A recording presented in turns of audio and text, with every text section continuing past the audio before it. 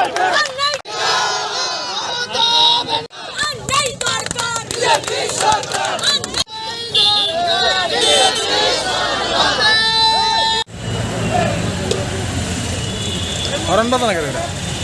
বন্দ্যোপাধ্যায় ত্রিপুরার মাটিতে ত্রিপুরেশ্বরী মায়ের মন্দিরে পুজো দিতে গিয়েছিলেন।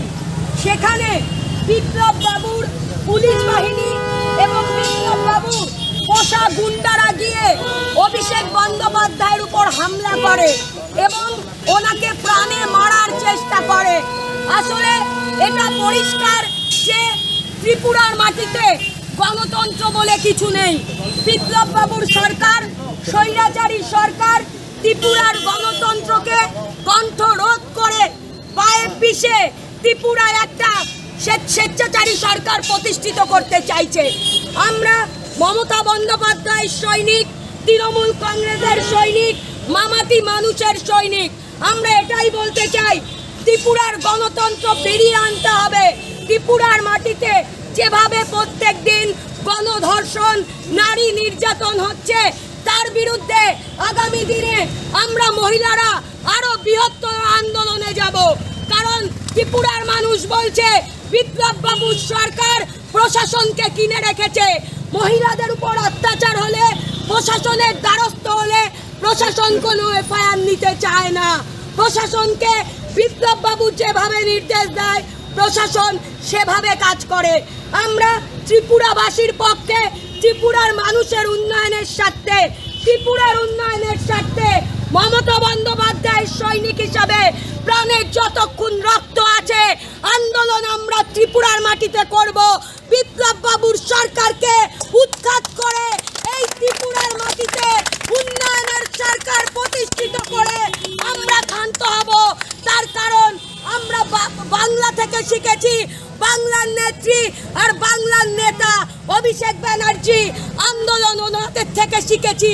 আমরা আন্দোলন করতে জানি, আমরা প্রতিবাদ করতে জানি, আমরা প্রতিরোধ করতে জানি, কিন্তু কোন গণতন্ত্রকে বিনষ্টকারী, সংবিধান ধ্বংসকারী সরকারের বিরুদ্ধে আমরা লড়ব। যত দূর লড়া প্রয়োজন, জীবনের শেষ রক্তবিন্দু দিয়ে ত্রিপুরাকে উদ্ধার করব। স্বৈরাচারী সরকারকে আমরা ফেলে দিয়ে মমতা বন্দ্যোপাধ্যায়ের উন্নয়নের সরকারকে প্রতিষ্ঠিত করব। গণতন্ত্রের মাটিতে আমরা আপনার পারমিশনের তোয়াক্কা করছি না, আমরা পারমিশনের তোয়াক্কা করছি না। আমরা থানায় যেতে পারি না, আমরা মানুষ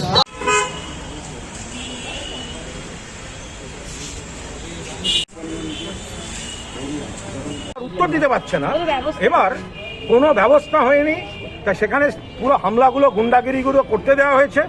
তার চেয়ে বড় কথা, যখন সেইটার জন্য আমরা যাচ্ছি সেখানে পুলিশ কোভিড বিধি মেনে যাওয়া হচ্ছে, সেইখানে র্যাব, মহিলা পুলিশ সব দিয়ে ঘিরে নেওয়া হচ্ছে, যেতে দেওয়া হবে না।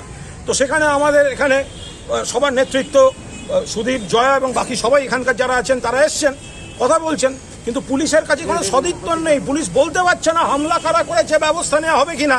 অথচ পুলিশের উপর এই ইনস্ট্রাকশন রয়েছে যে এই ইস্যুতে রাস্তায় বিচার চাইতে হলে রাস্তা থেকে আটকে দেয়া, গ্রেপ্তার করার। ফলে আমরা পরিষ্কার বলে গেছি, আমরা ফিরে আসবো অ্যাজ আর্লি অ্যাজ পসিবল।